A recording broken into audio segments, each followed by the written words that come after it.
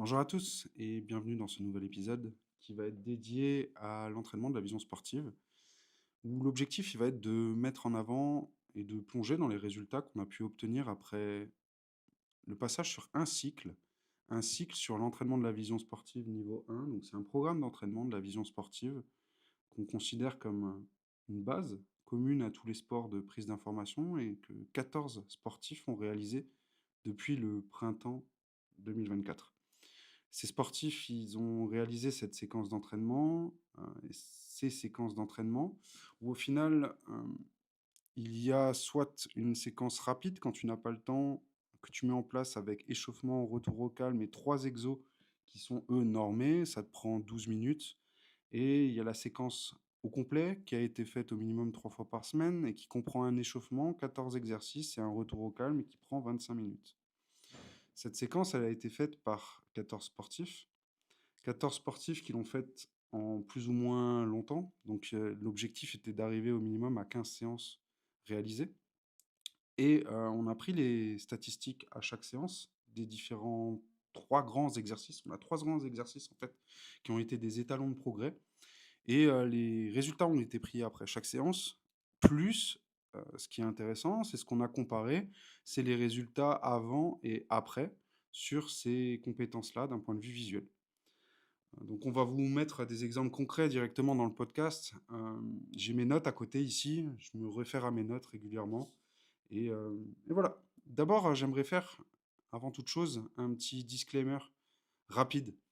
Le disclaimer, c'est le suivant, c'est que les informations et chiffres dont je vais parler sont le fruit d'un pré-post-test mené auprès d'un groupe de sportifs, de 14 sportifs. C'est pas une étude scientifique au sens strict du terme. Il n'y avait pas de groupe témoin, il n'y avait pas de randomisation ou de protocole en double aveugle, et les observations, elles n'ont tout simplement pas été validées par un comité d'éthique ni publiées dans une revue à comité de pairs. L'objectif ici, pour moi, Romain Cachavenda, c'est simplement de vous fournir un aperçu des progrès réalisés par les sportifs, de vous partager ça. Si ça peut éventuellement vous donner des idées, on aura tout gagné. C'est basé sur des indicateurs très simples, moyenne, écart type, corrélation. On a fait une mini-étude statistique, si on peut dire, pour regarder vraiment d'un point de vue des résultats, qu'est-ce que ça donnait. Et les résultats, ils doivent tout simplement, du coup, être interprétés avec prudence. Et je pense qu'il ne faut pas être généralisé au-delà de ce groupe. Donc le groupe de sportifs, qui sont des sportifs en suivi, qui ont réalisé cette séquence et où on a pu observer le avant-après et tout un tas de petites données statistiques qui sont intéressantes. Notamment les corrélations que je vous glisserai aussi. Malgré tout, les chiffres que je vais vous présenter peuvent constituer un outil de suivi qui peut nous aider et peuvent nous aider à réfléchir aux pistes d'amélioration dans nos pratiques. Et c'est sur cette base-là que je vais vous présenter les tendances observées afin de nourrir votre réflexion. Voilà, ça c'était le petit disclaimer que j'avais écrit tel quel, de côté, de manière à voilà, être clair depuis le début, et dès le début. Donc rappel sur le protocole, il y avait 14 sportifs que j'ai pris en compte ici. Et l'idée sur ce protocole de niveau 1, il est de cibler 3 grands axes clés de la vision qu'on peut facilement normer et sur lesquels on peut facilement avoir des datas, des données avant-après et surtout des données séance après séance. On a déjà une variante d'exercice qu'on vient normer autour du loin près. Le loin près, c'est un exercice, une capacité. Donc je vais dire exercice, capacité, c'est un peu... à chaque fois, on pourra intervertir les deux. Mais en gros, c'est une capacité, une compétence visuelle. On va même appeler ça une compétence visuelle. C'est une compétence qui consiste à passer rapidement de la vision lointaine à la vision proche. Et là, on utilisait des chartes pour venir standardiser les distances, etc. Et l'objectif, il est de travailler et d'améliorer, d'entraîner la flexibilité accommodative et la divergence, l'évergence. Donc on parle de convergence, divergence. En exemple concret, pour le foot 2, pour le handballeur ou pour les sports de raquette, ça peut t'aider à quoi? Dans le foot, c'est par exemple repérer un coéquipier au loin et tu reviens instantanément sur le ballon dans tes pieds. Je regarde au loin, je regarde au proche. Donc je suis capable de varier les profondeurs sur ma prise d'information.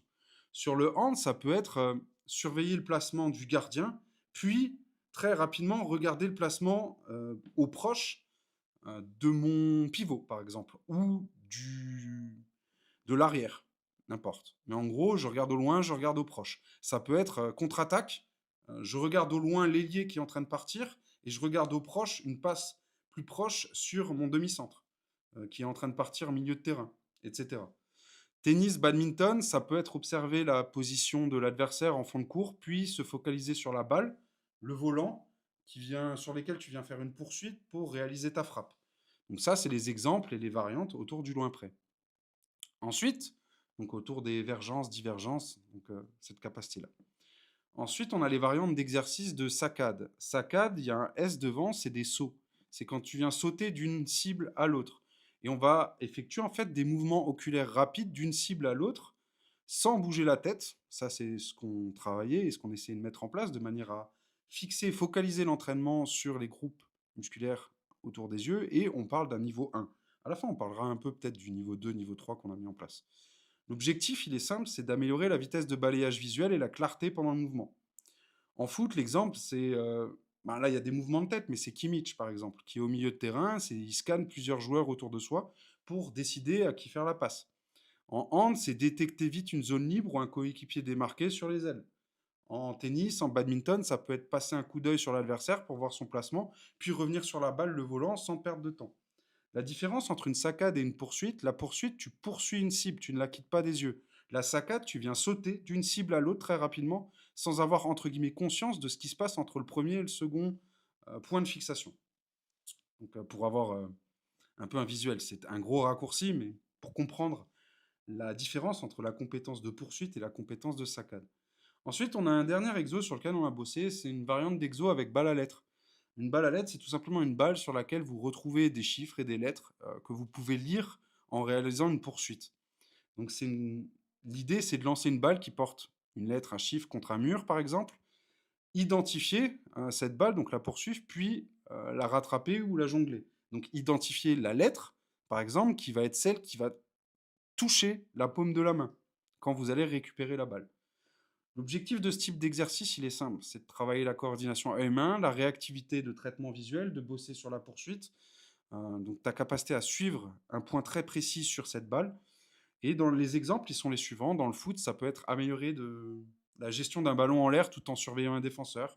Dans le hand, ça peut être réceptionner la balle sous pression en regardant rapidement le numéro appelé. Dans le tennis, ça peut être saisir la trajectoire et l'effet de la balle ou du volant tout en intégrant un repère visuel particulier.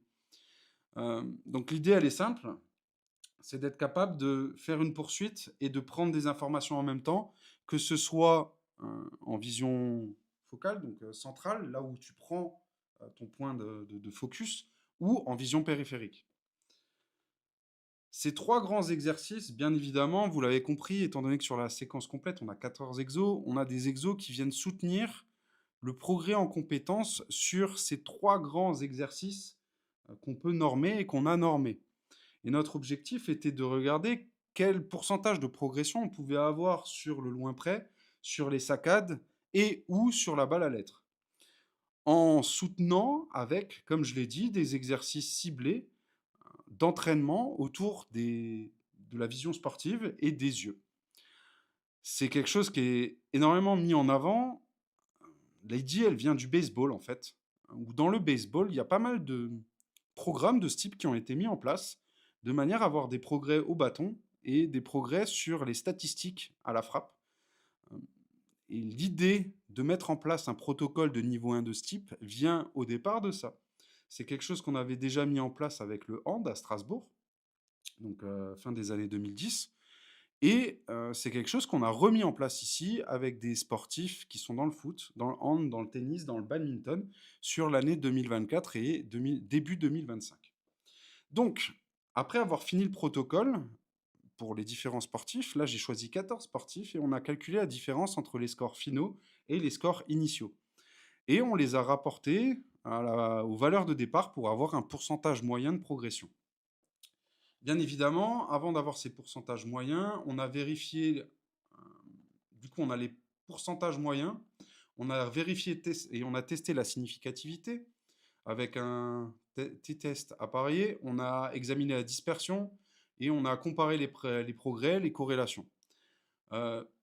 Je reviens juste là-dessus. Donc, le test de significativité, c'est le loin près est hautement significatif. La saccade est également significatif. La balle à lettres est significatif. L'idée, elle est la suivante, c'est que sur le loin près, on a environ 29% de gains. Donc en gros, les sportifs basculent plus vite entre la vision lointaine et proche. En foot, en hand, l'idée qui est ressortie, c'est que les sportifs rapportaient qu'ils repéraient plus vite un coéquipier démarqué avant de revenir sur un dribble ou un tir plus rapproché. En tennis, badminton, ils ont rapporté, les sportifs, qu'ils passaient plus rapidement et sans effort de la vision de l'adversaire en fond de cours à la balle ou le volant qu'ils allaient frapper, que ça s'améliorait. En ce qui concerne les saccades, les sauts oculaires, on a environ 33% de gains. Donc c'est un gain d'un tiers environ en vitesse de balayage visuel. En foot, ce qui a été rapporté, c'est une analyse plus rapide où se situent les partenaires et les adversaires et plus de prise d'informations dans les moments qui précèdent la prise de balle. Et euh, ils ont reporté qu'ils prenaient des prises de décision un peu plus rapides. Dans le hand, ça a été de scruter l'aile ou la base arrière tout en restant conscient du ballon. Dans le tennis, dans le badminton, ça va être repérer la posture de l'autre et revenir sur ton coup en un clin d'œil. Donc en gros, c'est les petits ajustements et les consignes sur lesquelles ils ont bossé et sur lesquelles ils ont vu des grosses améliorations, ou du moins des améliorations. La balle à lettres, on a environ 31% de gains. Progression notable en coordination à main et en réactivité. En foot, ça a été mieux contrôler un ballon qui vient d'en haut tout en repérant un éventuel pressing adverse. En hand, ça a été récupérer la balle d'une main et enchaîner rapidement en ayant pris les informations en vision périphérique. En tennis, badminton, ça a été développer la capacité à lire la trajectoire et à agir vite en volet réflexe au filet. Donc, coordination œil-main, œil-raquette aussi. Donc, les retours et les ressentis des participants, ils sont intéressants. Avant ça, je vais juste vous parler de, de la corrélation, en fait. Euh, En fait, on a essayé de calculer des corrélations Pearson entre les listes de résultats. Et en fait, on a comparé loin près saccade, loin près balle, saccade, balle. Et en fait, on se retrouve avec une corrélation pardon, loin près et saccade de 0,28. C'est faible à modéré. Entre loin près et la balle à lettre 0,48, on va parler de modéré. Et entre saccade et balle de 0,41, corrélation modérée. Euh, Ce qui veut dire que la plus faible corrélation, par exemple, ou 0,28 entre le loin près et la saccade, ça indique qu'un gros progrès sur les saccades va pas forcément prédire un gros progrès sur le loin près. C'est intéressant. Et c'est là où on s'intéresse au fait que, ah tiens, le loin près, c'est convergence-divergence. Alors que les saccades, euh, ça prend en compte d'autres compétences et éventuellement d'autres groupes musculaires au niveau des yeux, d'autres capacités. Donc, est-ce qu'on a réellement un transfert et est-ce qu'on ne peut pas être, du coup, très précis sur ce qu'on propose aux sportifs en face de nous en fonction de ses besoins? Les corrélations balle loin près et balle saccade sont un peu plus élevées. Ça peut laisser penser qu'il existe une relative transversalité entre ces deux tests, mais ça reste modéré. Donc en gros, les progressions s'expliquent en partie par des qualités spécifiques à chaque test, mais on observe quand même un certain trend commun pour certains sportifs. Donc c'est intéressant à savoir et ça met en avant que les compétences, bah, elles sont propres en fonction de ce qu'on cherche à travailler et ça met en avant qu'on peut être précis et on peut avoir des progrès en étant précis sur ce qu'on cherche à travailler et sur ce qui permet d'aller bouger les yeux. Un ressenti des participants, effet positif, ça a été une meilleure vitesse de décision dans les sports co, de manière générale. Ça a été fluidité et régularité pour la prise d'infos, surtout dans les sports de raquette, donc les sportifs de sport de raquette qui font partie des 14, donc tennis, badminton. Et ça a été une confiance augmentée.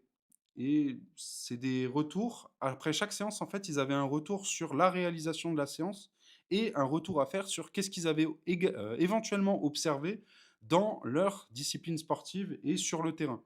Et il y a des choses qui ressortent autour de je sens que je perds moins de temps à regarder autour de moi, etc. etc. En gros, conclusion, perspective, Synthèse des pourcentages, c'est 29% de gains sur le loin près, sur la capacité à regarder au loin et au près. 33% sur les saccades, 31% sur la balle à lettres. C'est des améliorations significatives malgré l'absence de protocole scientifique strict. On est d'accord avec ça? On se rappelle du disclaimer. La vision, c'est donc un levier de performance. Que tu joues au foot, au hand, au tennis, au badminton, tu peux booster ta réactivité et ta précision grâce à un programme visuel ciblé sur tes besoins. Sur le niveau 2, on envisage des variations et on a mis en place des variations, mais toi, tu peux envisager des variations avec plus de contraintes. On parle de distracteurs, de chronométrage, de mouvements multiples pour se rapprocher encore plus des conditions réelles dans le sport. Et je rappelle encore le disclaimer, ces résultats, c'est suite à l'analyse des datas qui sortent de l'outil de suivi. Donc c'est un fichier Excel et après chaque séance, il y a un Google Form qui est rempli. Il rentre les datas de la séance, les sportifs, et à la suite de ça, on a tout simplement pris ces datas pour en sortir des statistiques. Ce n'est pas une preuve irréfutable valable pour tous les contextes pardon, et ça n'a aucune valeur d'études scientifiques. C'est juste un retour terrain à vous partager sur, OK, voilà le résultat qu'on a eu, je trouve que c'est vraiment intéressant et qu'il faut continuer de fouiller ça. On reste néanmoins convaincu que la vision sportive, c'est un domaine encore sous-exploité et que ces chiffres laissent tout simplement entrevoir tout le potentiel. Je vous remercie d'avoir suivi cet épisode. J'espère en tout cas que ce décryptage des pourcentages de progression qui ont été mis en avant et ce programme et cette analyse statistique a été donnée et mise à disposition des élèves du Mastermind Labo RNP. J'espère que ça vous donnera envie d'explorer l'entraînement visuel dans votre discipline, que vous soyez footballeur, handballeur, tennisman, joueur de badminton ou autre. Et si vous avez besoin de vous faire accompagner sur ce point-là, vous avez tout simplement à aller sur le site Labo RNP, que ce soit du côté des coachs qui ont besoin de se former sur ce sujet ou des sportifs qui aimeraient travailler autour de ça au travers d'un suivi.